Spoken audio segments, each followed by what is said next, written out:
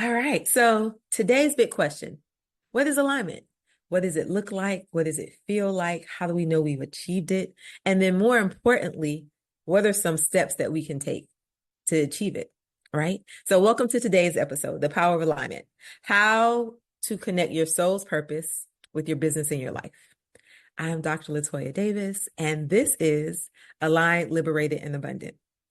If you're a high achieving woman who knows that there's more, who knows that despite checking the boxes, doing the things, achieving the success, that there's something more inside, you feel compelled, you feel called to, you're in the right place. We look at those things and redefine your definition of success. All right. So I mentioned that for the first few episodes, I'm going to take an individual look at the words alignment, liberation, and abundance, right? Because everybody has different concepts or different ideas of what they mean by those things. All right. So today we're going to dive into this notion of alignment. My notes are on this other side because if you know me, I can go all over the place. So I have notes to keep me in order, right? So if you're watching me here on YouTube and I look to the side, that's what I'm doing. If you're listening to me, you can't tell the difference. All right. So let's dive into it. So alignment at its core, alignment is this notion of living and working in harmony. Okay. Being in harmony. I always say when you're in alignment, that's where you really find this space of joy, ease, and abundance. Things tend to happen, a little more seamlessly with a little less effort. Now, it doesn't mean that you don't work. It doesn't mean that bad things don't happen. None of that is the case. But what it says is that when I am in the flow, when I have balanced the things, when I have tapped into my true purpose, my true calling, my soul's path, then the next step always leads to the next best thing, always leads to the next best thing, always leads to the next best thing. Right? I am really big on affirmations and mantras. And one of the ones that I use consistently is everything is always happening for my best and highest good. And for me, that is a way to infuse myself with this energy of alignment. The thing with alignment is when it happens, you know that you're in it, right? I know that that's like not the answer that we want to hear, right? It's not some big, A plus C, X, Y, Z squared. It is not that. It literally is when you are in flow, you feel it. Why do you feel it? Because again, things come with that energy of joy, ease, and abundance. There is a feeling of rightness, right? And it happens, it's an internal feeling and an internal knowing, which has external manifestations. What do I mean by external manifestations? When we are in that flow state, the evidence of it is evident, right? The evidence of it or the actualization of it is evidence in our work. It is evident in our finances. It is evident in our happiness. All right. So how do we recognize when we're out of alignment? So that's how we know when we're in alignment. How do we recognize when we're out of alignment? If something is taking you too much effort, right? You were like knocking down the walls and the doors and you're beating, and it's every single time, every time. Right? Nothing about a particular task is ever coming with ease. And then you may get that task. You may have beat down the door. You might have gotten to the other side.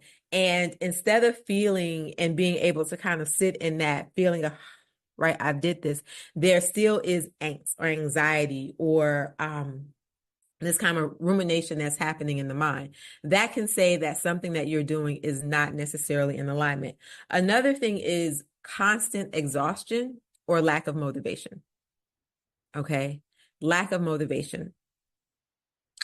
If I have to psych myself up to do something consistently, constantly, it's probably not the thing that's for me. Now, I preface all of this by saying that sometimes life just gets us, right? And we have moments, we have seasons, we have periods of existence where I'm tired.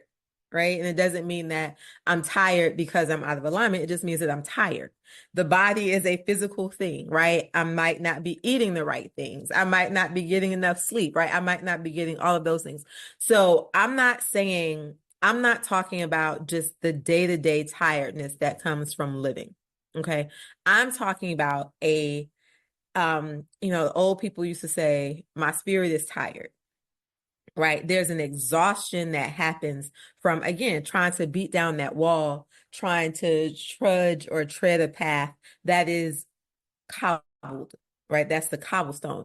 I want to take the gold paved road every time, right? And so there can become an exhaustion that you feel, right? That, I got to get up out of bed and do this again tomorrow, or I got to get up out of bed and do this again today, right? That type of fatigue, that mental fatigue, is what I'm talking about when I'm saying ways that we might not be in alignment. Okay. Feeling stuck or unfulfilled despite outward success. So I mentioned, kind of again, one of the things that as high achieving people, we are taught that there are certain accolades or certain milestones or certain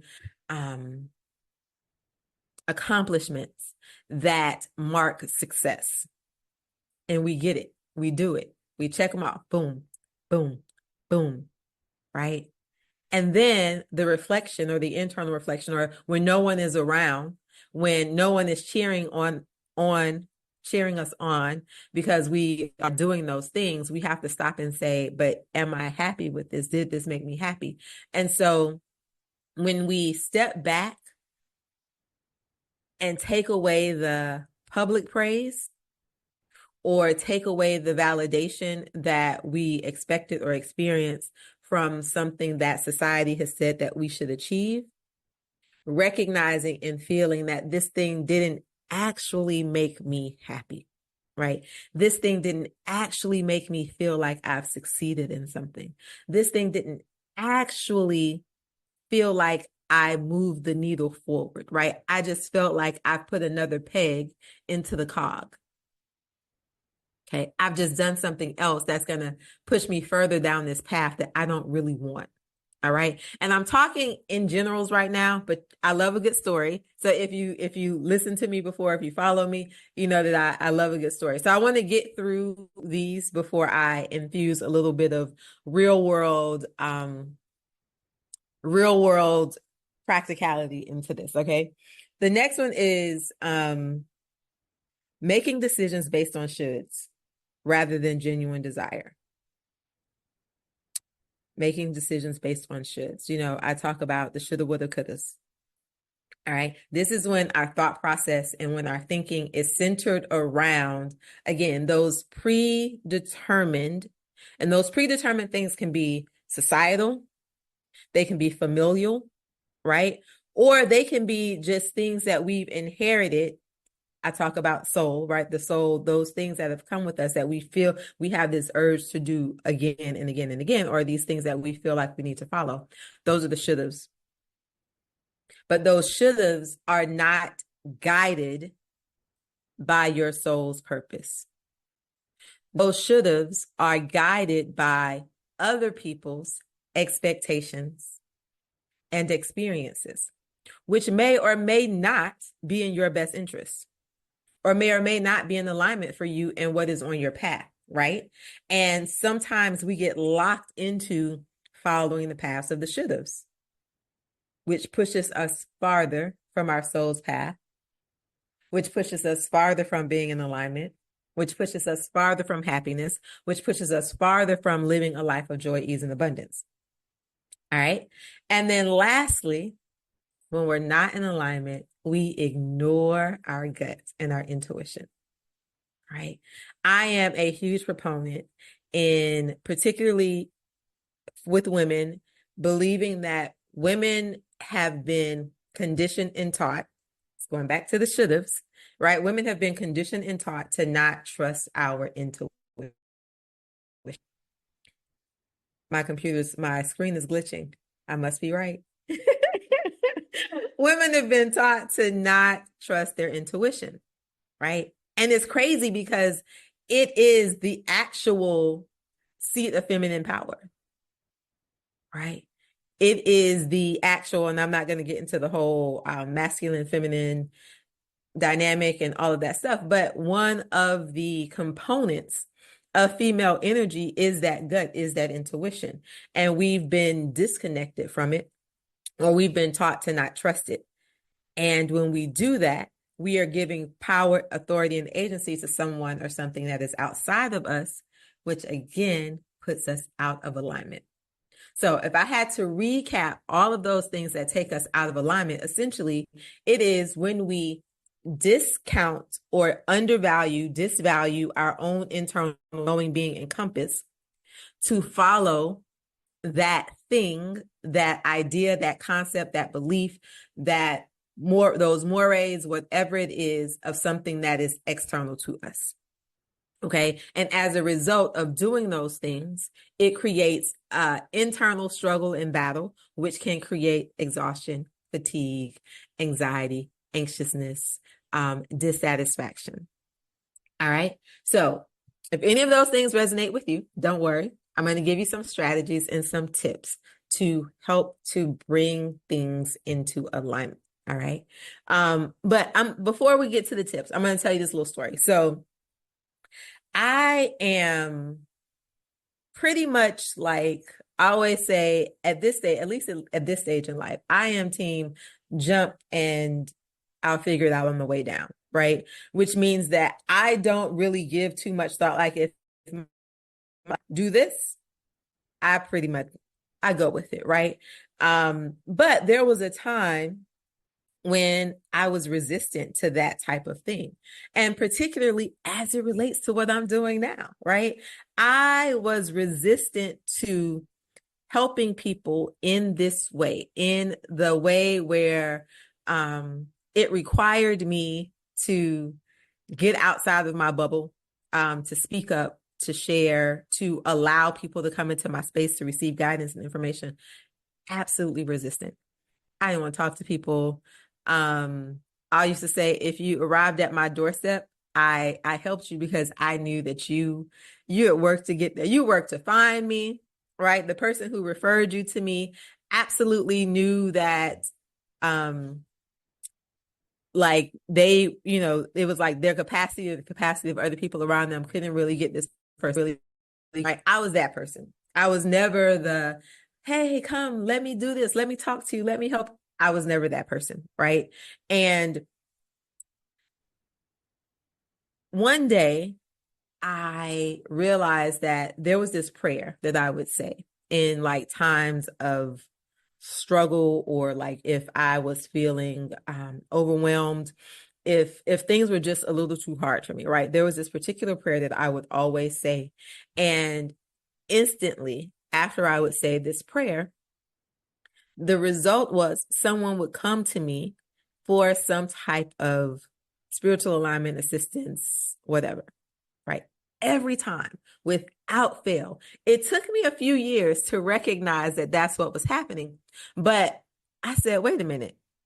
Why is it every time I do this prayer, which is about essentially, help me understand my path, my purpose, is a very specific prayer, but it was about this thing. Why is it every time I do this prayer, the answer or the next steps, not necessarily answer, but the next steps, I mean, it would be instant, like that same day, the next day would be someone would show up, call, inbox, message saying, hey, I have this situation. Can you help me? So I had to start saying, okay, you were being resistant. You're running from this thing, but it keeps showing up for you in this way. You're going to have to come to some type of, as they would say, come to Jesus moment about why this is happening. And so I had to sit with that and say, maybe part of the reason that you keep being in this place where you even need to say this prayer is because you were not following the path that is laid out for you. So then I had to go in and investigate myself. Why am I resistant? And this is now very part of the strategies. Why am I resistant to doing this thing that is natural for me to do? Why am I distancing myself from this area where it's clearly a gift. It's been a gift my whole life, right? What are the things that are not allowing me to step fully into that? And once I started to dig into that, so first it was the realization of, okay, wait a minute, this might be kind of what I should be doing, maybe, because the opportunities in here keep popping up without me having to look for them. They are surfacing without me having to dig for them, right? So remember in the beginning when I talked about what alignment looks like, when things are naturally, when you're in this natural flow state, right? You're not having to beat down the walls and beg down things. Literally, this was that moment, right? I'm like, wait a minute, I'm not having to go out here and work and hustle and grind and figure it out. It's just happening. So let me investigate this, right? So step one was identification of that thing that is happening naturally, that is occurring without much effort. Okay. Then it was, okay, I've identified that thing. Now I need to understand why I have been resistant to living in that path and walking that truth. And this is where we start to understand those should-haves, right? The conditioning, the programming, the past traumas that may have triggered me in a way that said, nope, that's not the thing that I want to do, right? Or society's concepts of saying, oh no, people who, use this gift of spiritual insight and intuition, that's not a good thing. And the notion that people who do this should be broke, right? I rejected brokenness. Right. So all of these things were there. So tapping into and understanding why you're having the response that you're having. Okay. And then once you tap into and understand why you're having the responses, now starting to work through what we're going to, work through reframing those thoughts and ideas, reprogramming the mind to say, no, wait, this is okay. I enjoyed this, right? And then to reactivate the energy of that thing, because sometimes what happens is when we have something that is natural and we have pushed it away or distanced ourselves from it, we begin to suppress aspects of that thing. And so when we step back into it, sometimes we have to kind of embrace it with open arms, right? And so I call this the reactivation stage, right? And this is, I give thanks for this gift. This is really being in the energy of gratitude and abundance. The energy of gratitude. Reactivate this idea and reactivate this concept. Okay. Then you are going to trust yourself to know that the things that are coming for you, through you, as it relates to this idea, alignment, path, whatever it is, as the things that are coming, you're going to trust those things to be true. That one is the hard one, right? That one is the hard one. Sitting back, looking and asking ourselves, what's that thing that lit me up when I was younger? What's the thing that's coming naturally for me? Where, right? Reflection on that one can be pretty easy. Asking yourself, journaling about, why did I stop doing this thing? What are some feelings that I'm getting when I am doing these things, right? The reflection in that part of tapping into why we're not living in that can be easy. But the trusting now that I've identified it, this is my path and I'm going to live it, can be the hard one. And what I say here, oftentimes people say, well, how do you do something else? I say you make a new choice. Again, it's not complicated. I wish the answer was more, I wish there was more to the answer, but it's make a new choice. And the thing with make a new choice is that it doesn't have to be big, right? I'm not saying that today or tomorrow you're going to go from not doing the things and not being in alignment till tomorrow I'm all in. But it starts with the choice, and that choice starts with the clear vision. All right. And the vision is to be in alignment. What does alignment look like? Alignment is living a life that is filled with opportunities that are in flow. It is being in flow. It is being in the state, in the space of moving forward constantly with joy, ease, and grace. And then the last one is, maybe it's the last one. Align your actions. So I talked about making a choice, right? So I made the choice. All right, I'm going to do this thing, but now I have to take action. No new habit action. Nothing can happen if we don't take action, right? So with that vision that you've created, what are the action steps that you are going to put towards that? And they can be small. They can be small, right? One of the biggest challenges I find, one of the biggest challenges for people is when we're trying to create or bring something in new, we forget that every step leads us to the final destination, right? So we focus on the final destination and then we discount the small steps. And so we get overwhelmed by sometimes the magnitude or the number of steps that's necessary for us to reach that final place. So I say, make a choice, take action that's in alignment with the particular vision that you have laid out for yourself. And don't be afraid to celebrate the small steps as you take action. All right. And then the last one is support. Support can come in many ways. It can be people, right? So our friends, our family, external communities, right? So here in my world, we have drlatoyadavis.com. Did I tell you all who I was? I didn't. It's all right. We'll talk about it at the end.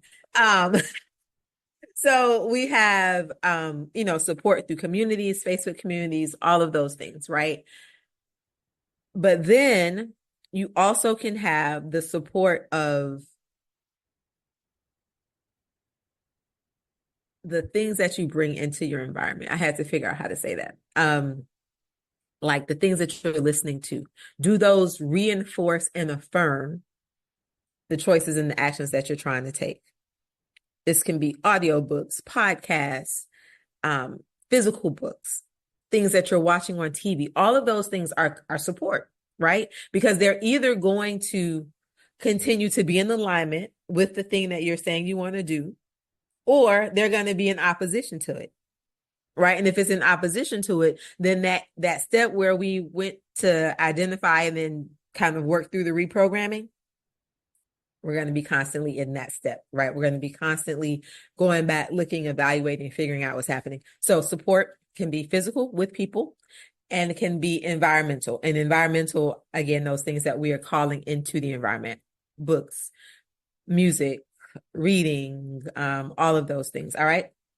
So remember, and y'all, I'm sorry, my nails look a mess. If you're watching me, you see this. I am in Brazil, and it has been a fabulous and wonderful trip. And so I decided to not wait until I got back to the States to start recording this podcast because, once I get back, life happens, work, school, all of the things, kids. And so I just dived in. So all of the things are not as I would necessarily like for them to be, right? Lighting, but here we are, we're moving forward. And this is me being in alignment, trusting that the bigger vision and the bigger goal is more important than the small nuances, right? And I truly believe that those people who are called to me will always find me.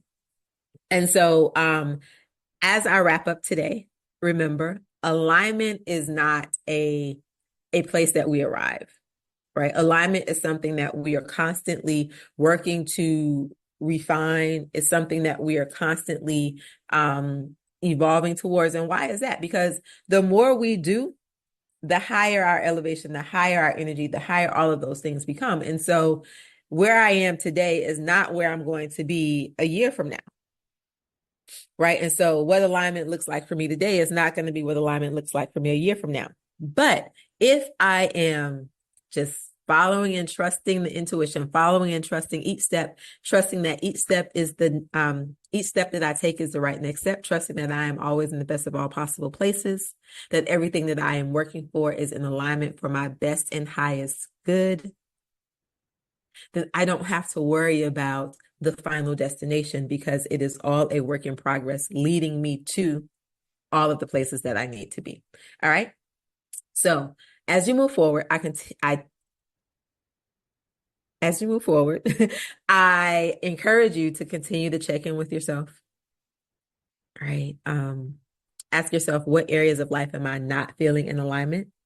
And then start to go through those questions, right? In this area, what happens naturally? Where do I find joy? Where do I find ease? What are the things that light me up? All right. So in the blog, each podcast episode also comes with the blog.